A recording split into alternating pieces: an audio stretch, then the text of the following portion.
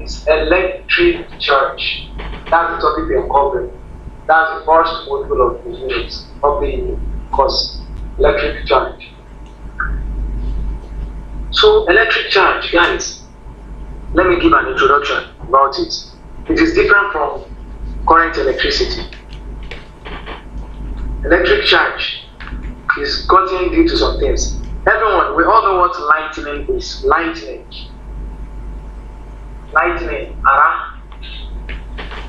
We know what thunder is. We know there are two different things. One is lightning, one is thunder. So thunder is the sound that is provided or produced, while lightning is that white light saying. So lightning is brought about by charges present in the atmosphere. So when rain occurs, when rain is about to fall, stuff like that. So now thunder is the sound provided or produced. So this sound is produced because of a very high amount of heat. When lightning occurs, lightning is very fast. When lightning occurs, there is heat of about 15,000 degrees Celsius of that temperature. So there is now the light is being reflected back, and the sound of this thing is being reflected by hills, by the clouds. So we hear the voice, that sound we always hear when lightning occurs. We hear that sound. See, something is churning, we hear that sound. So now lightning itself is having the speed of light, as we all know what light is. The reason it is faster than thunder, than this voice we always hear, is that lightning itself, that's the speed of light, which is 3 times 10 raised to power 8 meters per second. Lightning has the units of light, the speed of light, and the speed of light is 3 times 10 raised to power 8 meters per second. Basically 300 million meters per second. That means light is going to go 300 million meters in 1 second. That is the meaning. So, and thunder, which is sound, does not have such speed. So because of that, light will occur first. We will see lightning. Thunder will now be coming after it. That's the reason. So let us just enter what we are going to enter. When we mention electric charge, you know, when we were still younger, there are some things we used to do, like bringing the cover, the lid of a pen, show my bringing the lid of a pen, this thing, bringing it, now rubbing it on my hair. I can see my own hair now, I don't have cream on it, so it makes sense. So rubbing it on the hair, rubbing it vigorously, or using the sleeve, or the sleeve rather, the sleeve of my clothes, or my collar, rubbing it that way. So things like this vigorously. That thing that we are doing is going to produce a charge on this material. That charge produced here, we make it easy for this material to be used to pick a paper up, a very light paper. After doing all this thing, doing it vigorously for some seconds, now put it here like this. It's going to pick a light paper up. That is what many of us have done practically. That's it. So I'm not doing it here again. What actually caused that thing is charge. The reason the paper could be picked up by the cover of that pen, by the lid of that pen, is charge. Charge is already produced in the paper. So now, we are able, the people that work with this one, we have them. People that work with these charges and the likes. One of them is this man, I think I forgot his name right now, Franklin. So Franklin worked with electric charge, lots electricity, about 1740 something. In 1740 something, he worked about it. Mr. Listen, you're raising your hand. We haven't learned that concept so well. I'm just giving that introduction. That's what I'm not really making it. So, you have a question? No question. Okay. What did he say? What did you say, please? I said no question. It was a mistake. Right. So we said Benjamin was the one that actually came up with those things. He was able to discover it and used one with it and the lights. So don't let us buttress too much on something that might not even possibly the features. So now, they were able to get through some things from nation or nationally that we have two types of charge. We have two types of charge. Basically, they know that there are different charges. But how do they do them? They now thought of one thing that could be complementary, or two things that are complementary. Taking, like saying front and back, like saying big and small, like saying black and white, like saying deep and shallow. So they now thought of one thing that they could use there. They now use positive and negative charge. Now listen carefully. When we say a positive charge, what actually brought it up before, and what actually brought the negative charge up? They said they took a form as in FUR, before all these rabbits before. They took a form and an ebonite rod. So they now rubbed this form against the ebonite rod. As I rubbed my hair with the what? With the cover, the lid of the pen. So they rubbed the form with the ebonite rod. So they now took this thing to silk. They used the silk, they rubbed it with what? Glass rod. You know, there are two different things, ebonite rod and glass rod. So they discovered that the ebonite rod, it has changed somehow. The glass rod could change somehow. No, not physical change. They brought the both of them towards each other. This is the glass rod. This is the ebonite rod. Now brought them together. They discovered that the both of them are attracting each other like magnets. They discovered that the both of them are attracting each other like magnets. That is, the ebonite rod that is being rubbed by the form, and the glass rod, not ordinary glass rod, that is being rubbed by silk. The both of them they are attracting each other. So in the process of that attraction, they were able to discover that glass rod and another glass rod repels each other. Glass rod and another glass rod repels each other. And also, ebonite rod and another ebonite rod repels each other, which brings about the fundamental law of electrostatic or static electricity. Fundamental law of static electricity. Very simple law. As for those that are with me very well here, they are going to understand the concept very well. Fundamental law of static electricity. We said when they brought two ebonite rods there, the ebonite rods are repelling each other. Instead of them to be going towards each other, they are repelling each other. And then when they brought two silk rods, two glass rods together, the glass rods too are repelling each other. So they were able to state the fundamental law of static electricity. That light charges, that means charges that are the same, they repel each other. Light charges repels, while unlike charges are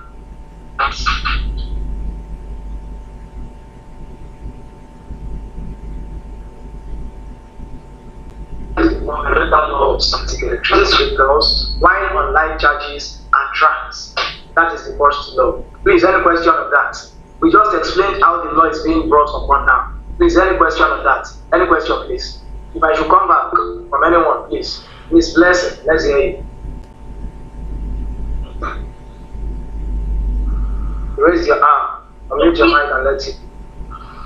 Okay, good evening.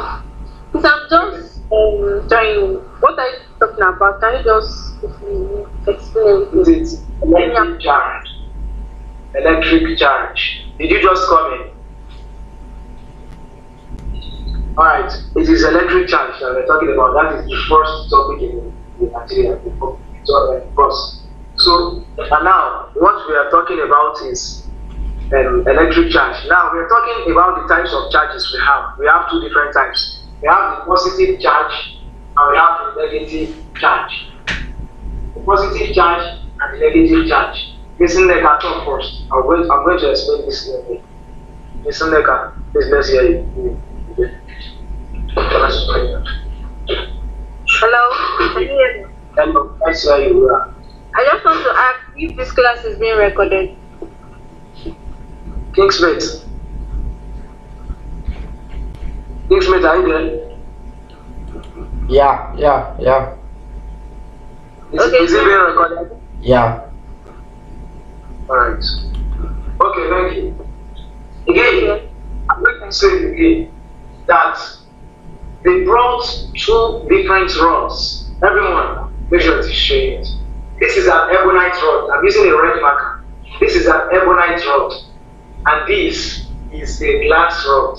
I'm using a black marker. Please note that very well. This is an ebonite rod, and this is a glass rod. Now, again, I'm coming.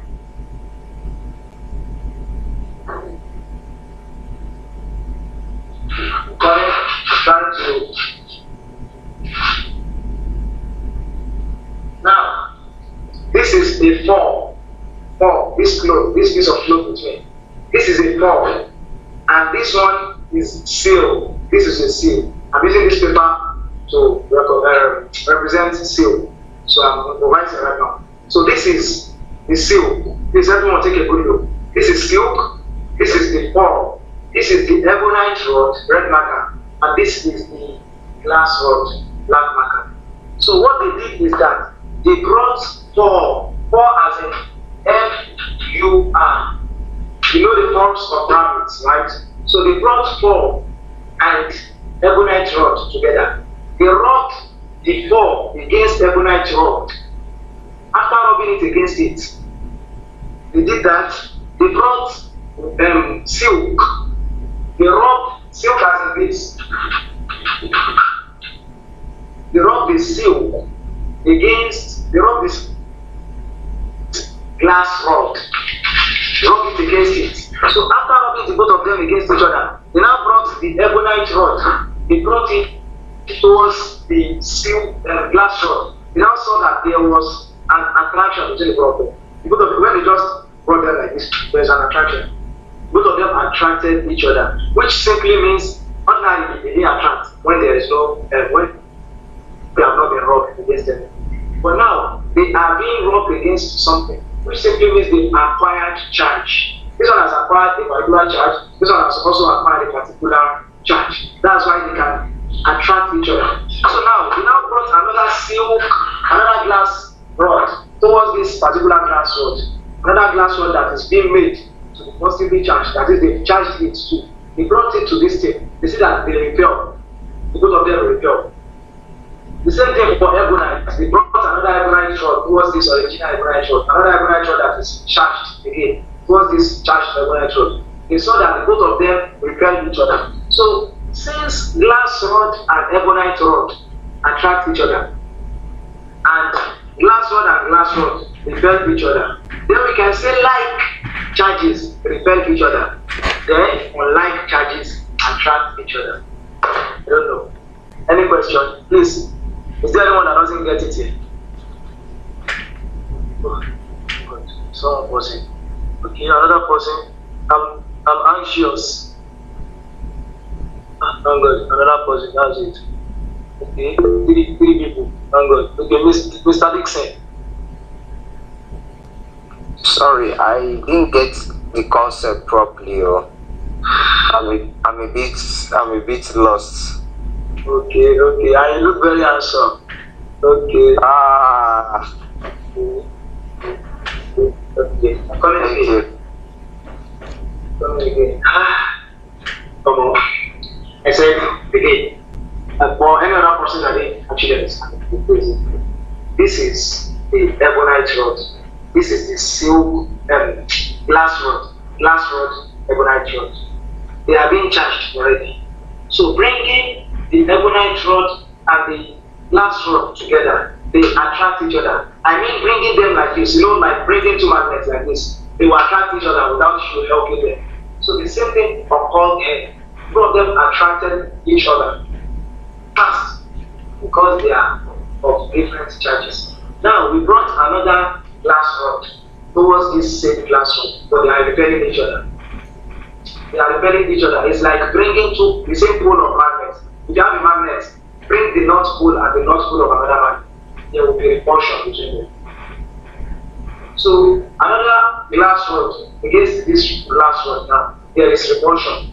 While another ebonite rod too against this ebonite rod brings repulsion. So since ebonite rod attracts the glass rod, we can say they are of different charges.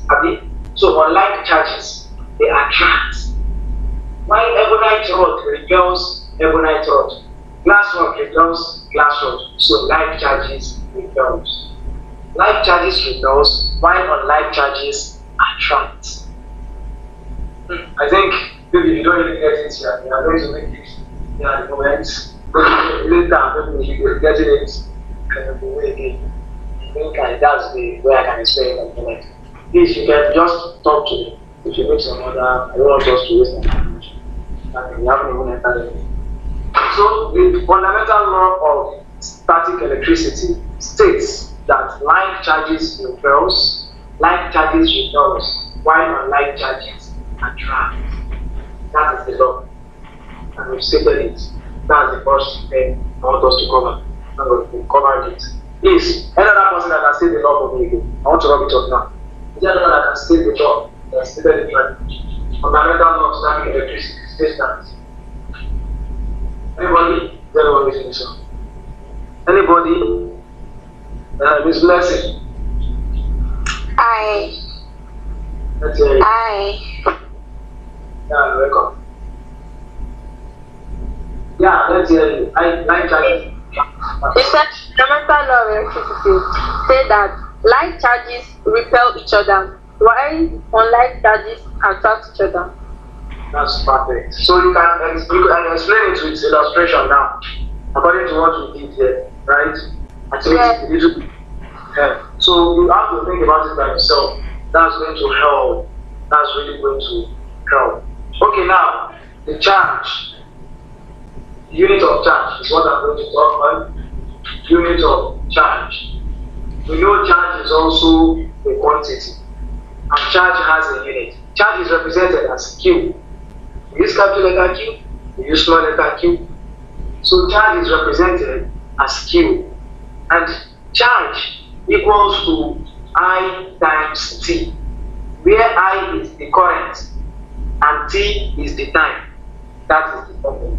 Charge equals I times T. I believe this formula is gotten from Faraday's law. Yes. From laws of Faraday. So, charge equals I times T. So now, since it is like this, then we can say I is ampere, T is second. It is ampere second. But there is something that is known as a unit that they assign to this charge in honor of one scientist known as Charles Coulomb. Charles Coulomb.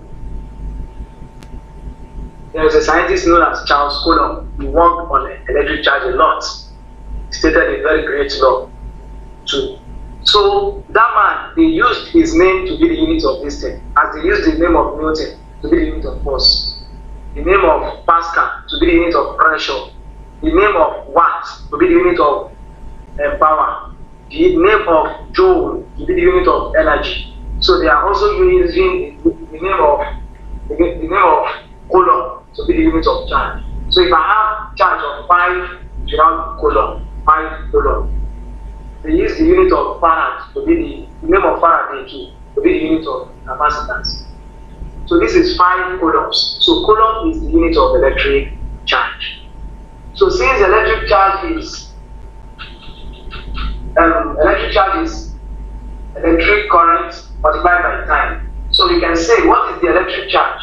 If an electric current of 5 amperes passes through a conductor in 10 seconds, what is the electric charge? Is there anyone that will give me the answer? The formula is on the board. What is the electric charge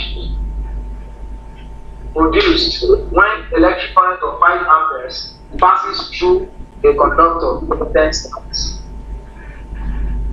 So what is the electric charge? Yes, Aminat. Yeah, let's hear you. Mina. It should be 5 times 10, which is 5 times 10, which is 50 meter per second square per coulomb. No, you don't need to put per second at all. You don't need to put meter. Hello? Okay, you don't need per second or meter at all. So the charge equals Okay, 50. 50 coulombs. It is ordinary coulomb. Unit of charge. Hello?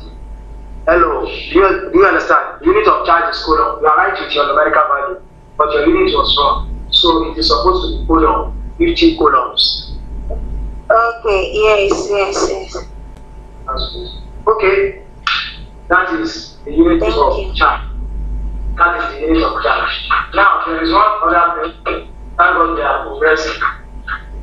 There is one other thing, we call it conservation of charge. Conservation of charge.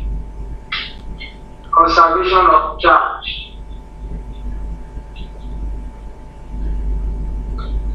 Conservation of charge, guys. It is also another aspect of this stuff. We all know what conservation is. What's the law of conservation of energy? Energy can neither be created nor destroyed. Conservation of mass. Mass can neither be created nor destroyed. Conservation of momentum. Momentum is the same at the beginning and the same at the end. Conservation of this. Conservation of this. Conservation of this. Right? So conservation. So now, before that, I want us to know one thing. That there are 3 types of systems in everything. It's not even in the universe, outside the universe. There are 3 types of systems. We have an open system. This, even if you can write this down, it is really beneficial.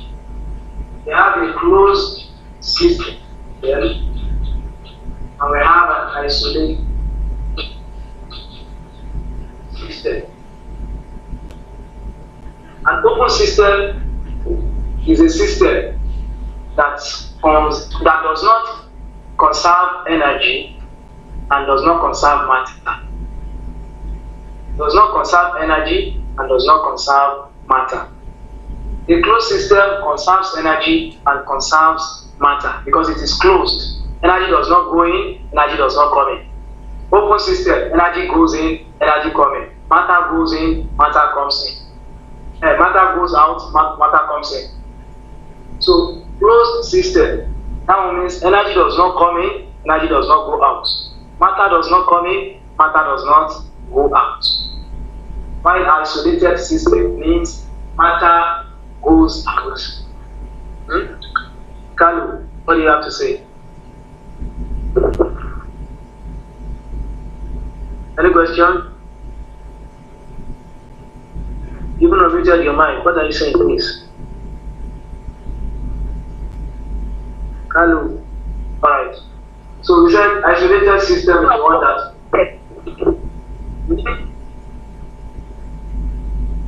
in isolated system, energy is conserved while matter goes in and out. So energy does not go in, does not come, it does not go out, it does not come in, while matter goes out and also comes in.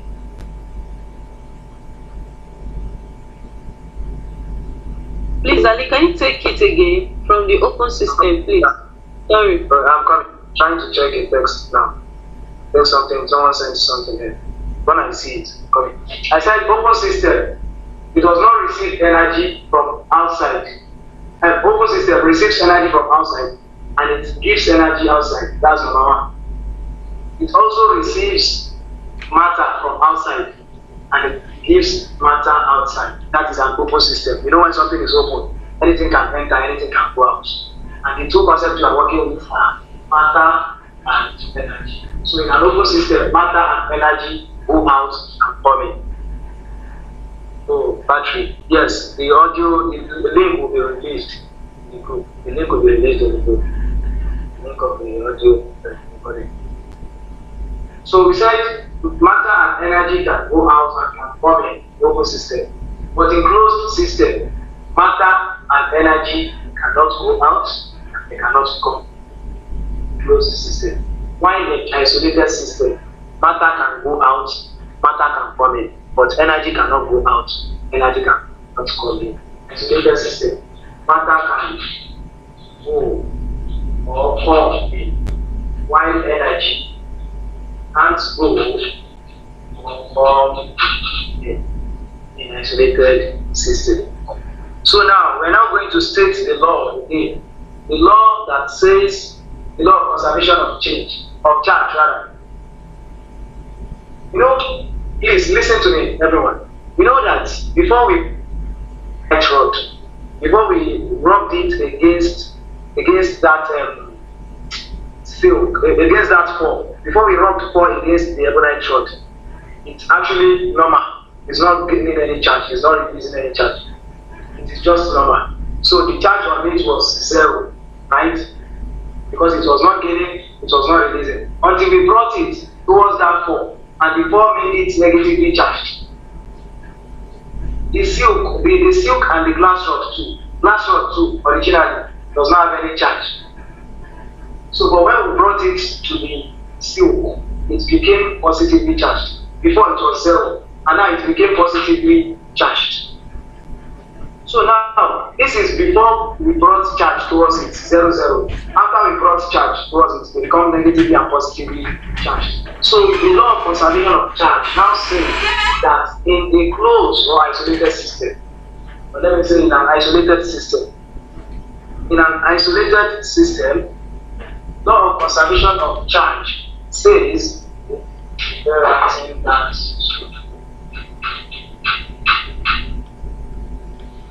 law of conservation of charge says that in an isolated system, the algebraic sum or the algebraic sum of charges at any place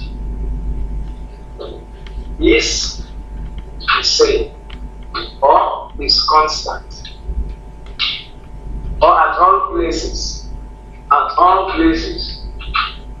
is the same or constant.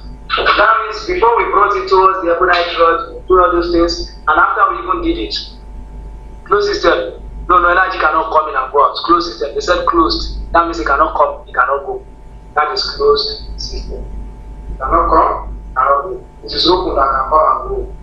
If you know something is open, everybody can not. So, we said conservation of charge says that, law of conservation of charge says that in an isolated system, the algebraic sum of charges at all places is the same.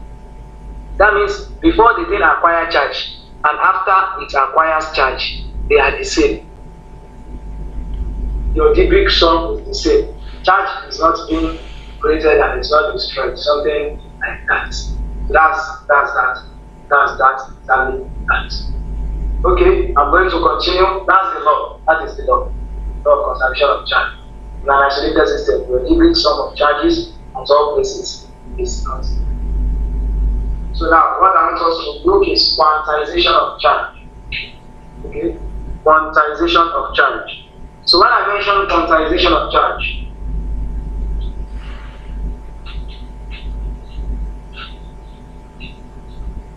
quantization of charge has something to do with quantum stops. So discrete things, something that is discrete, is not continuous.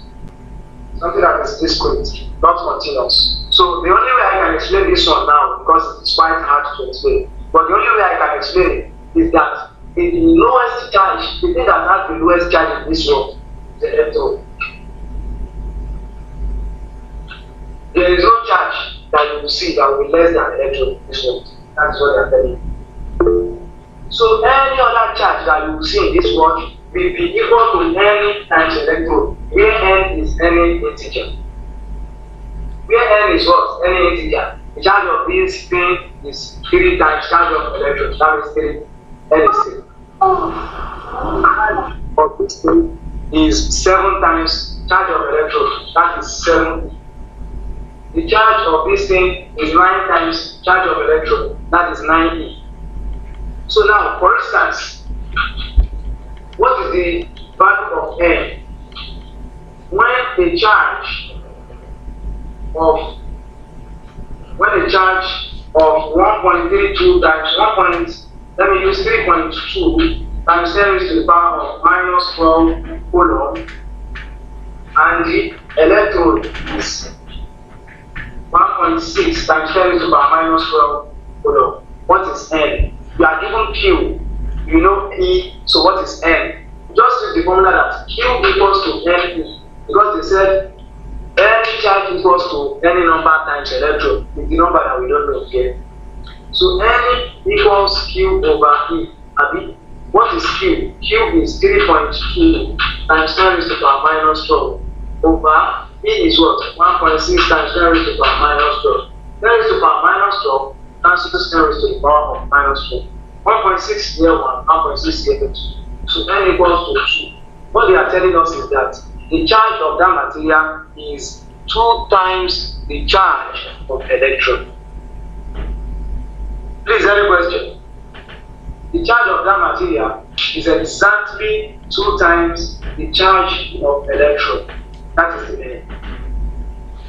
The formula is Q equals NE. NE.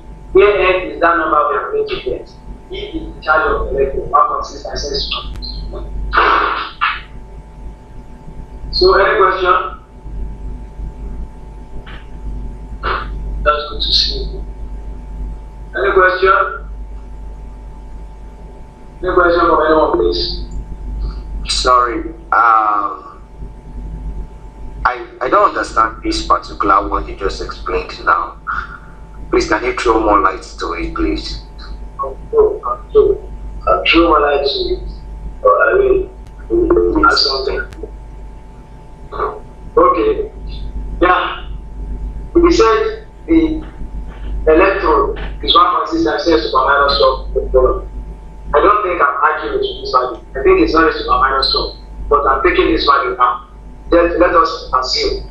I'm very sure it's not to the power minus 12. But it's 1.6 times 10 to the power. And now there is a charge of 3.2 times 10 to the power minus 12. Now they are now asking you to know how many times of that charge, how many times of it?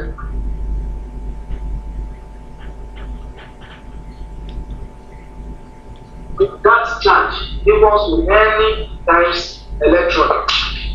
Any times electron. So any is the number of that amount of electron. That is N. Just any, please read your mind. N is Q over E. I'm looking for the value of N. And N equals to Q over E. So now go to your Q, that is 3.2 times to the power of minus 12. You know something? I'm struggling to give the question. Okay, now, so I can't think of the question that's so fun. That's right. If there's someone that can give me a question, I really appreciate it. If I had a question, it would have been better. We would understand it better. Questions will be the material. Over E, and E is 1.6 times 10 to the power minus 12. 10 to the power minus 12, cancel 10 to the power minus 12. 1.6 here 1, 1.6 here 2. So I have my N to be 2. Therefore, I can say that this particular charge is 2 times charge of electron. That particular material has a charge which is 2 times charge of what? Electron. It can never be less than charge of electron. That is what we know. According to quantization rule, it can never be less than charge of electron. So I think I'm going to touch the last thing now. Please, if you have questions, you are always free to ask them in the groups. You always see people in the group, you always see people to provide answers to your questions. If you have any question, please go into the group and drop the question. Let's start reading now. Most especially those of us that didn't have good grade last semester. Please let us start reading now. The earlier the better. These courses cannot be how do I call it? Oh, they cannot be underrated. You can't just underrate them and say anyhow. No. Please, let's start reading. Even if you haven't paid, let's start reading this. Okay, now the next thing I'm going to enter should be Coulomb's law. Yeah, I'll stop there. Coulomb's law. It's a 2-hour class. But thankfully, we are going to finish it before 2 hours. I think I want to stop it at Coulomb's law. When it's getting low, I want to take something. So I'll have with it. Okay, it is 9:29. We're supposed to end by 11. So please, if you have any questions, you can ask me. You can ask some other people here too, and you can ask in the group too. So, if you have any questions, just come to the straight or I'm going to the group. And some questions. They always give like to your question. Sorry, Ali, can you hear me? Thank you. Ali, can you hear me? Yeah. Ali? I'm with you, bro. Ali, can you hear me? I'm hearing you, Jeff. Prodigy. Okay.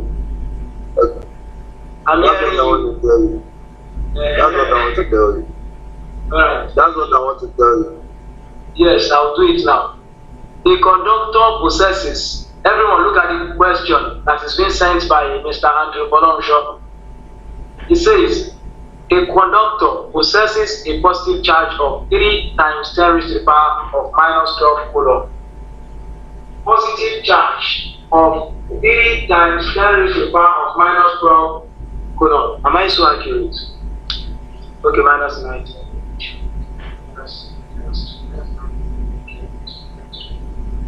So, 3.2 times 10 to minus 19 coulomb. How many electrons does it have in excess or deficit?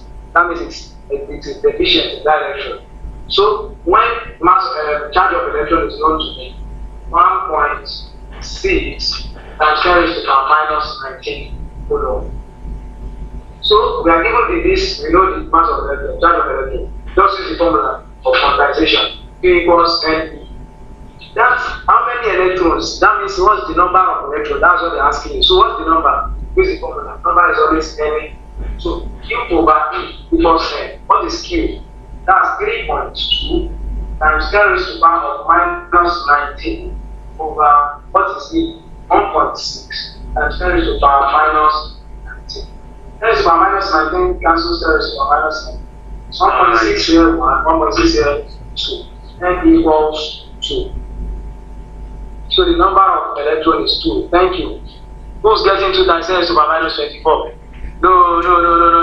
That 10 raised to the power minus 12 and 10 raised to the power minus 12 will cancel each other. Use any law, even if you use indices law, they'll cancel each other. It will be minus 12 plus 12. And the 10 raised to the power 12, which gives 1.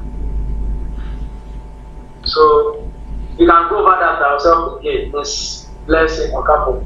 Go over that by yourself again. So any question from anyone? Mr. Dixon, I suppose you should understand it a little bit like this. Maybe by going over the video and answer. Someone just says, come in. Yes, that's what will happen. Probably when I go over it, I will be able to pick it up from there. Thank you. Somebody said yes.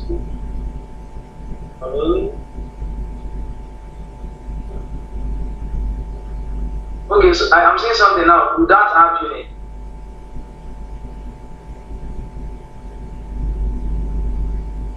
Asking that does he have unit? Okay, if it is about charge, positive charge and negative charge, we always will see. When the denominator play, oh, I'm unable to see the question. I'm unable to read it. Oh. No. Join left. That join and left is covering it.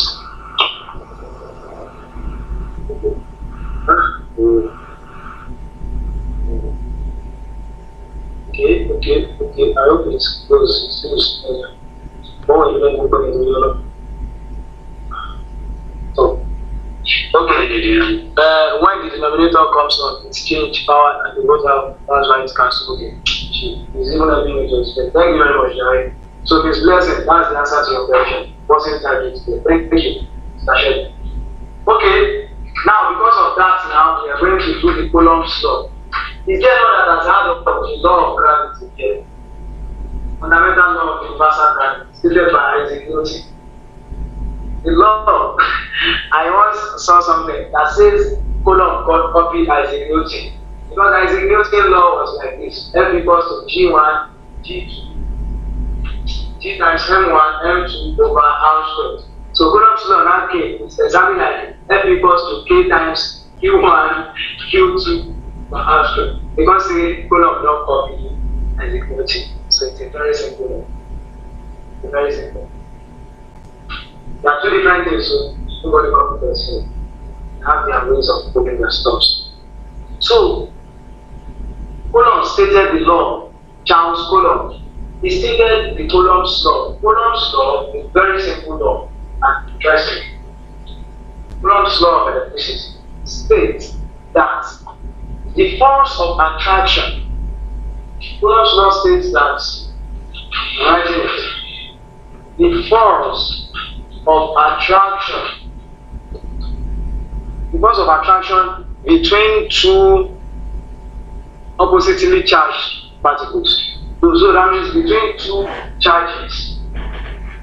You know that no line charge particle will attract each other. That one we always repair. So we know that we are talking about different charges, positive and negative. So Coulomb law says that the force of attraction between two charges, F, the force of attraction F, let me use that. The force of attraction F, that means the force which is F, between two charges Q1 and Q2.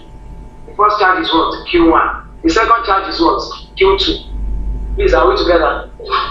Please, is there anyone that's not getting what I'm stating now? I want everyone to get this one straight. Please, just signify. I'll come again. Signify with a sticker.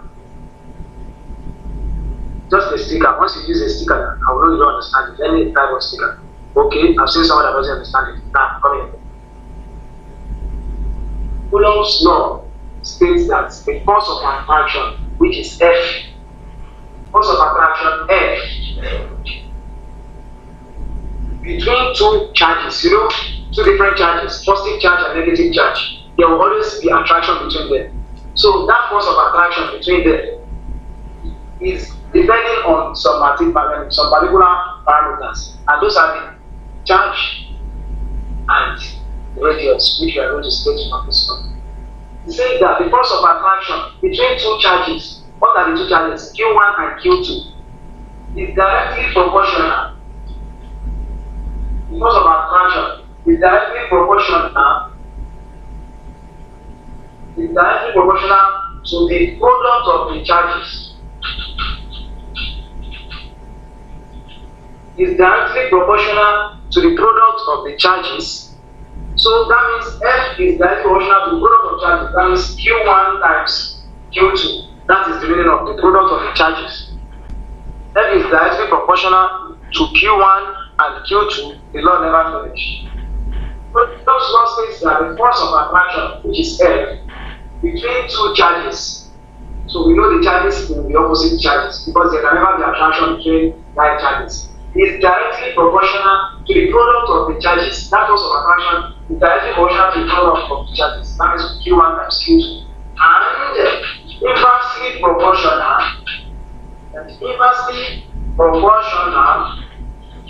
to the square of the distance arm of the distance which is arm. Distance arm between the two charges.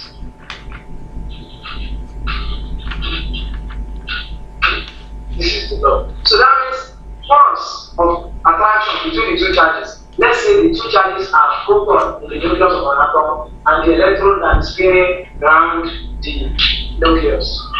We now say that the force of attraction between the both of them, the force that is keeping them in order, that is making them to attract each other. Do you know that is the force? It is because of that force that the electron is not leaving an atom. The neutron and the proton are inside the nucleus. So the nucleus is positively charged because of the charge of the proton. And outside the nucleus is negatively charged. So why is the electron still there? It is what we call the force of attraction between the both of them. Because they are negatively, they are differently charged. One of them is positively charged, while another is negatively charged. Electron is negatively charged, while proton is positively charged. So it says that the force of attraction F is between the two charges Q1 and Q2. Let me say my proton is Q1 my electron is Q2. The force of attraction between the both of them is directly proportional to the product of these two charges. That is Q1 times Q2. Now, I'm going to make the example. This is the nucleus of an atom containing proton and neutron. And this is the electron spinning around the atom. Between the nucleus of the atom and this, there's a distance, right? I'm calling the distance R. I'm calling the distance R. So the distance is R between the both of them. So now, Coulomb's law says that because of attraction, since this is a positive charge, this is a negative charge. You should understand it with what I'm doing now. I think I shouldn't be too fast again. I believe people will understand it self. Yeah, I believe they will understand it self. So, because of attraction between these differently charged particles, this is a positive charge, proton Q1, electron Q2. Because of attraction between the both of them now, which is F, is directly proportional to the product of these two charges. That is, F is directly proportional to Q1 times Q2, and inversely proportional to the square of the distance between them. That is, inversely proportional is 1 over r squared. This is how we represent it mathematically. F is directly proportional to Q1, Q2, and inversely proportional to r squared. So F is directly proportional to Q over r squared. This is the meaning of this. You can screenshot the whole page. So it doesn't stop there. You can never solve anything else. What we just have here now is the dot statement. Yes. What's that direct? What's the control? Okay, F is the proportional to Q1, Q2 over r squared. So now F equals, I'm going to introduce the constant. K is the constant. Q1, Q2 over r squared. So I think we'll take from Prodigy. Please be looking for an example. Please copy this step. We'll just take the example. My phone is close to me. My battery is almost flat. So the K now is the electricity constant. We call it the Coulomb's constant. K is the Coulomb's constant. Please, is there anyone that doesn't understand the law? Please. I don't understand the law. Please, let's see. I don't want to believe it. I hope everybody understands it here. We must all understand it, so we must not do this on the plane. Juliana, please, let's hear you. This person will understand it.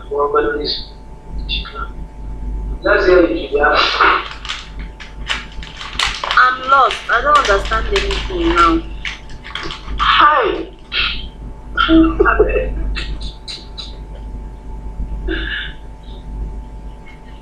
Please encourage him. Don't just say it like that now. That one you said, just killing. You don't need to kill him. Me say like I off. Wait till happen now. Hi. You see anything? Hi. Hey. Okay.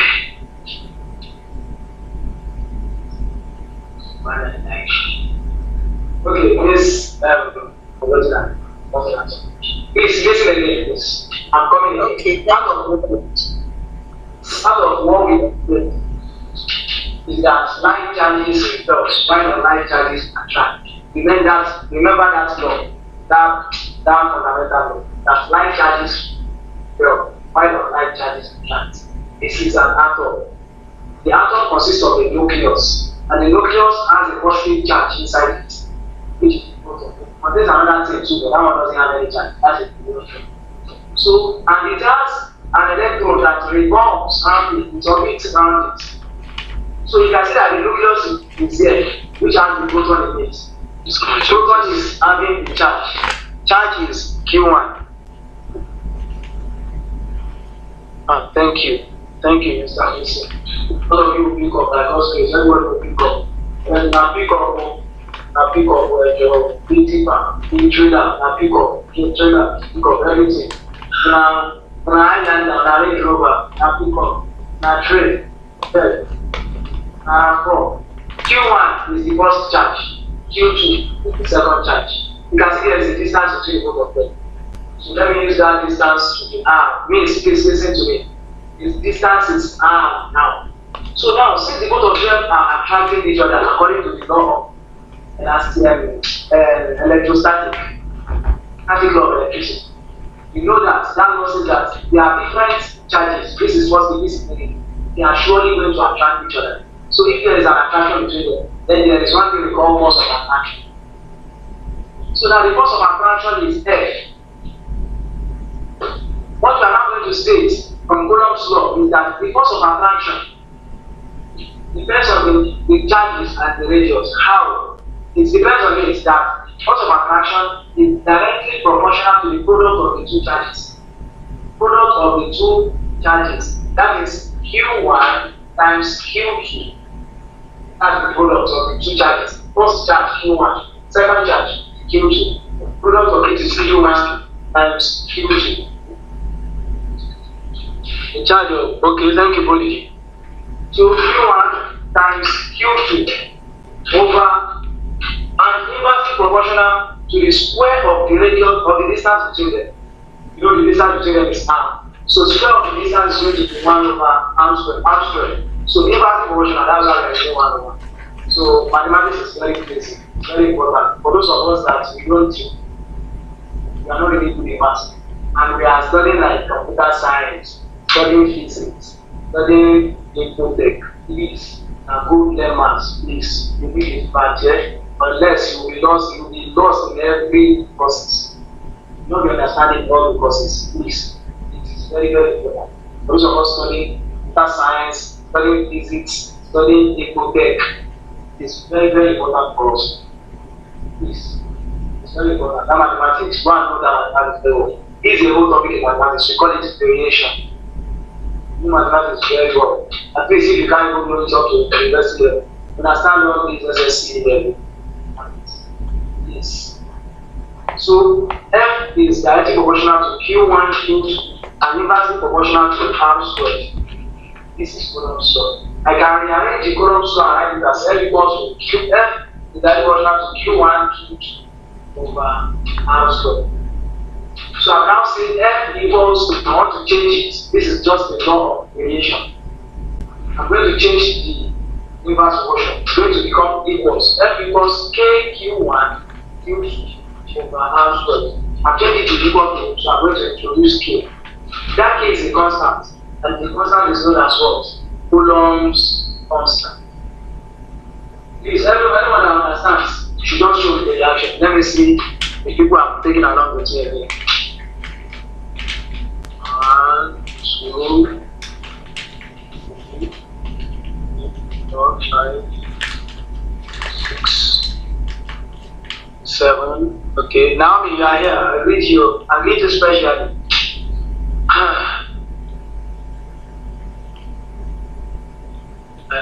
Okay, Sharon. That's good. That's good to hear now. So please, if you still lack some things in it, you can just ask people. People are already understanding it.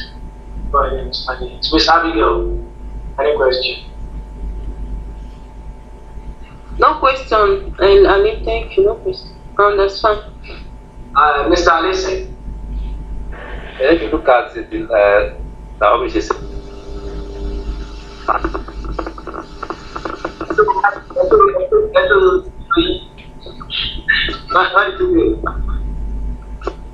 I said, can you hear me? Your network is not getting. What did you say? Again.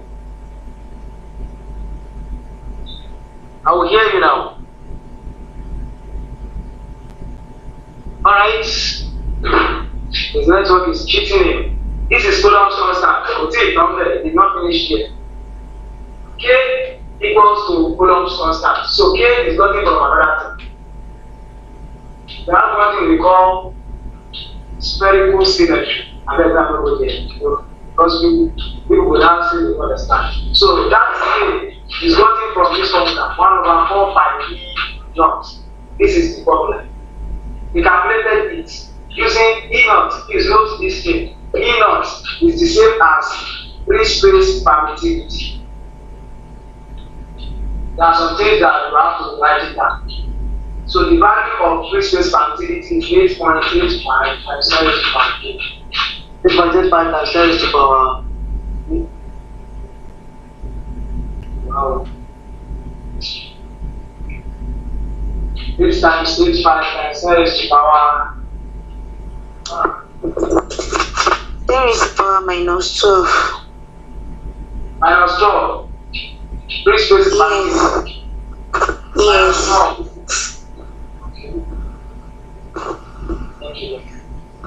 Thank you. Minus 12 squared. That's squared between Coulomb squared. That is the that's what I'm using.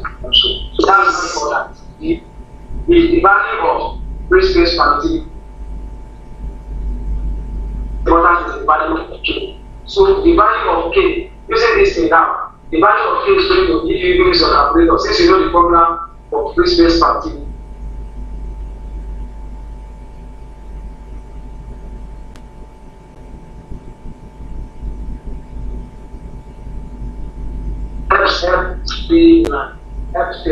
Epsilon. So epsilon naught, not as it is. Epsilon naught, like writing theta naught, phi naught, psi naught. So stuff like that. So this is epsilon naught.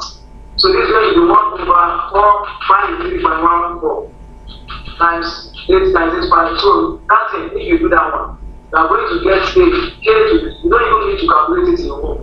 Just know that the value of K 9 or the approximate 8.98, that's the value of K, times 10 is the power of 9 Newton meter squared per Coulomb squared. This is the value of K.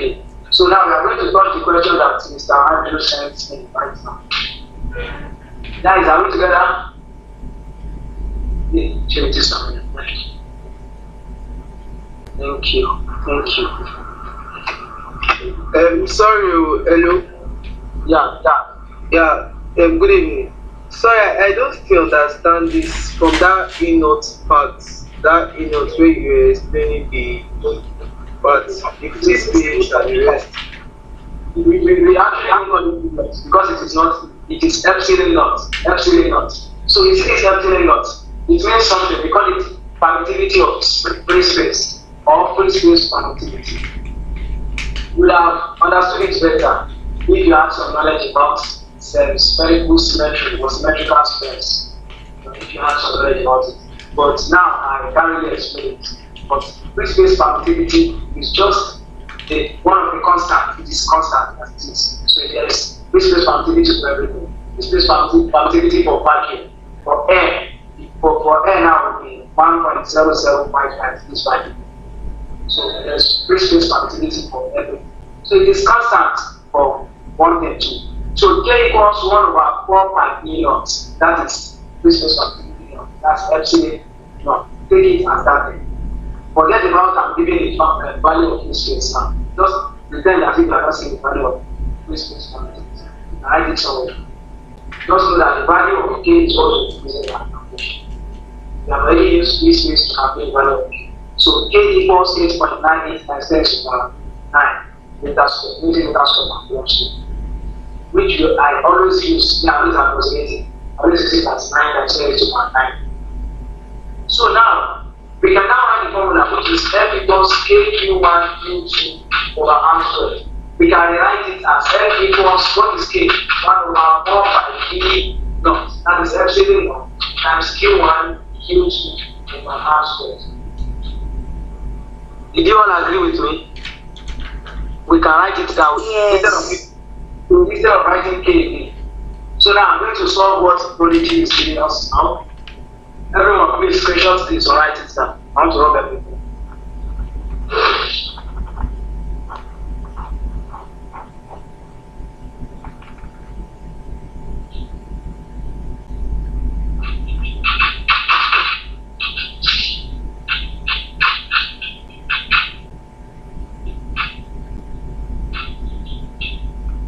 I'm sorry, I would have done a good preparation at least to get the questions out myself. I didn't see the Prodigy, they tell me that physics, I didn't say that chemistry. don't get that to do so I don't respond. But part of my question is still in the question.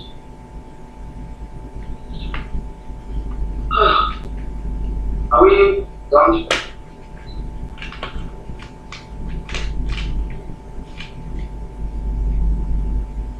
In physics, if you crack formula, you have a model. What's the ratio parameters? Secondary school students can crack formula. But what can make you, what can make you do physics? It means you have to do it very well. So just watch, know how to derive formulas. So you have to add the law. You add the law now, you can derive the formula yourself. Whenever you state the law, you know it's just too simple. Again, the law says that F is proportional to Q1 to the house. So F equals KQ1 to the house. This is where K equals 9 or 8.98 times 10 raised to the power 9 Newton meter squared per long square.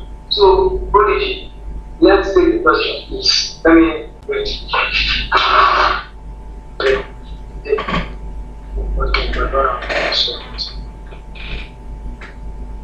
The question is, let me proceed to a few other. I should represent the equation using vector. How will this person? I will represent am using vector. But come to my idea in private. It takes geometry. Come to my idea in private. I'll do that for you private. If you understand 6, I can't wait to put that in order.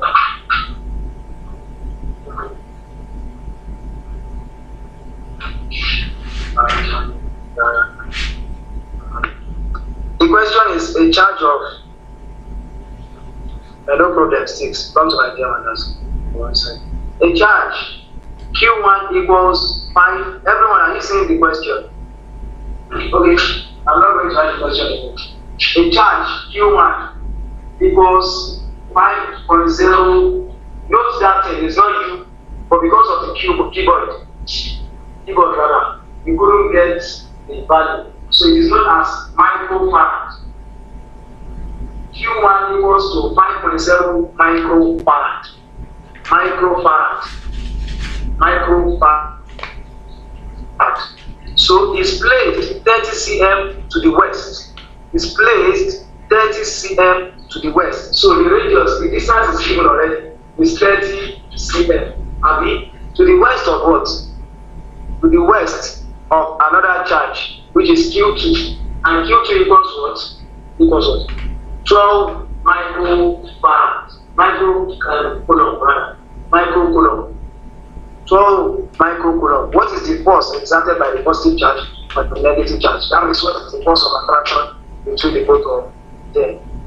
What is the force of attraction? That means what is there. So we can just use formula. They are given Q1, given Q2, given R. So just use the formula. Mind you, they said the positive charge is there and the negative charge is there. So as for the positive charge, you can just put plus. Negative charge, just put minus for the positive charge. Now we say F equals 2. Wait, how do you think I'm putting about there? You can never get to. I assure you that. I never do about it. You will get to. A charge of this, what is the force? Okay.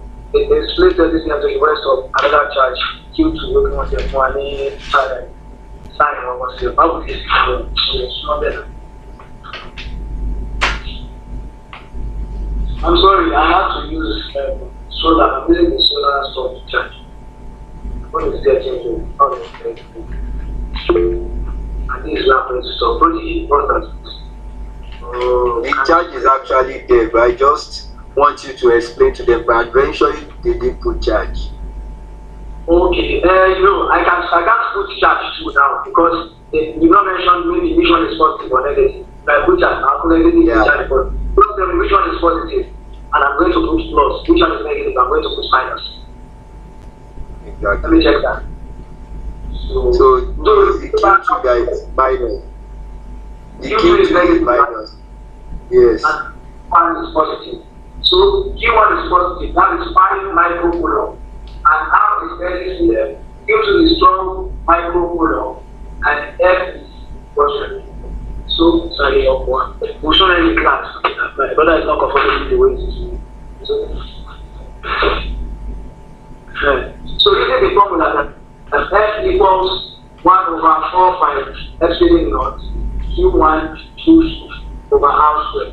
One thing I want you to know is that you have to use SI for everything. Q1 is given in 5 microcoulomb. Microcoulomb, we know what is millimeter. So we have millicoulomb means 10 to the power minus 3 coulomb. Microcoulomb means 10 to the power minus 6 coulomb. Nanocoulomb means 10 to the power minus 9 coulomb. Picocoulomb means 10 to the power minus 12 coulomb. So do you understand? So what we are using now is microcoulomb. That means 5 times 10 to the power of minus 6 coulomb. Micro is 10 to the power minus 6. So you can't just use microcoulomb, you have to convert it to ordinary coulomb. So this Q1 is, because it is negative, minus 5 times 10 to the power minus 6 coulomb. Minus 1. Okay, plus here. It's the plus 1. So it is the positive charge. It is 5 times 10 to the power minus 6 coulomb. So how did I get my 10 to the power minus 6? Because 1 farad, 1 micro is 10 to the power minus 6. That is the meaning of micro. So if it is nano, it will be 10 to the power minus 9. These are basic mathematics knowledge. So Q2 is going to be minus 12 times 10 to the power minus 6 coulomb. I'm going to change that one. Minus 12 times 10 to the power minus 6 coulomb. And how to is the distance between them, given in 30 centimeters. I have to change it to meters. That's what? 30 over 100. To change centimeters to meters is over 100. That's what? 0.8 meters. But when I finish it, I better confirm it to what they are going to get and their answer. So, R equals 0.3 meters. Q1 is 5 times 10 to the power minus 6 coulomb. Q2 is minus 12 times 10 to the power minus 6 coulomb. R is 0.3 meters. It did not even give us the value of K, Coulomb's constant. Well, I know it. That is what? 8.90 times 10 to the power 9 Newton meters squared per coulomb squared. So now the formula is F equals KQ1 Q over R squared. That is the formula. Now let us look. Camera is not okay. Sister says to my one, you try but you did not get it. I don't think you are right. So we are going 6. So F equals, now come to F equals, K is what? 9 times 10 to the power 9 times Q1 equals 12 and 5 times Q2 equals minus 12 times 10 to the power minus 10 to the power minus 12 all over R is 0.3. So 0.3 squared. So this is going to give me 9 times 5 times minus 12 times 10 to the power 3. This one will ask some questions. You can always use your calculator for it. So if you think you are lost, do the numerator first, write your answer. Do the denominator, write your answer. You can use your calculator if you are lost. So I can't really explain this. So times 10 to the power of minus 3 over 9 times 10 to the power minus 2. So press this on your calculator. So just anything you get, 0.09, 0.09. So now, this is 9 cancels 9.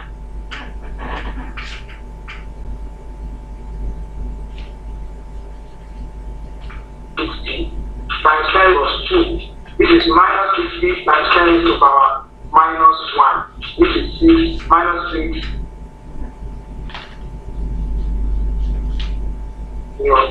So my force is going to be, I'm going to try it. My force is going to be minus 6 newtons. Please don't be confused. We only did substitution. Don't be confused. And all I did here would be done with your calculator. I don't have calculator, so I need to solve it.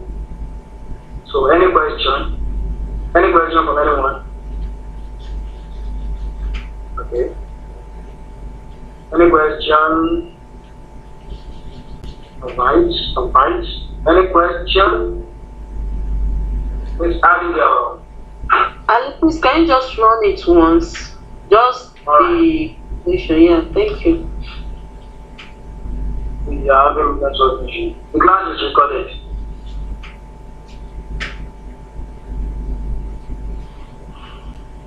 Equals K22 over R squared. Remember, whenever you ask yourself that how did our Q become times 10 over minus 6? Because it is.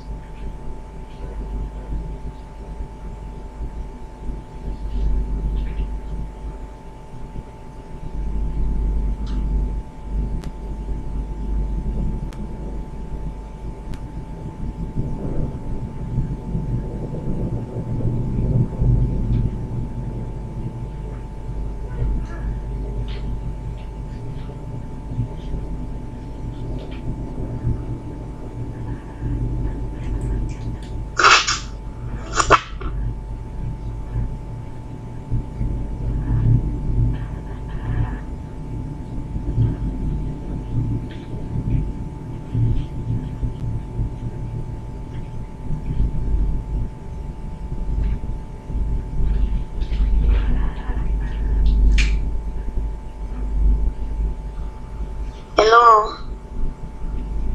Hello, please, can anybody hear me?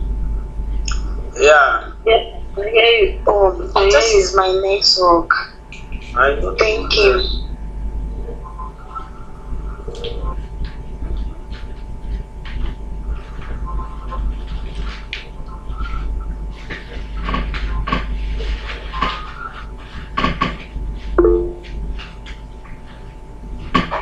Okay, bless you. You're raising your hand. Any question? What do you want to say? Hello, bless you. Can you hear me? Okay. So I think the solar is off. I think so. Draw is from his And head. that will make. Yeah, that's what I'm saying. So it's from his end. So I think the solar is off. And I believe we all understand what he took us this night. Because as I'm looking at it, the same things where we draw the curtain for tonight. Yeah, Yeah, but is that last part, that calculation? It's just to get, Aminat can help us. Aminat can help us. Since she did the calculation already, she can just throw more light on it, then some of us will be good. Aminat. Oh, okay. Well, for the calculation, I think Yes, okay. it's straight. Okay, Amina, let me hear you. Can you please talk? No, continue, please. Okay, let's hear your own calculation. No, let's hear your calculation. Let's hear from you. Thank you. No, the thing is that I did it the same way, the same procedure. But the only mistake that I made is that I didn't put the negative for that 12 micro something. I didn't put for the second column. Exactly. I didn't put minus. So Exactly our point. Exactly our point. I think the person that asked this now, she wanted to know how we did this. So once you know, probably you should tell us exactly the way you did it, and just put it minus and let us hear. I think that's what the person is trying to do. You get that? okay, the thing is, Okay. Emma, are you talking to me or the? Aminat, it's you he's talking to. We are waiting for you. We are listening. We're listening The to thing you. is that I read the question and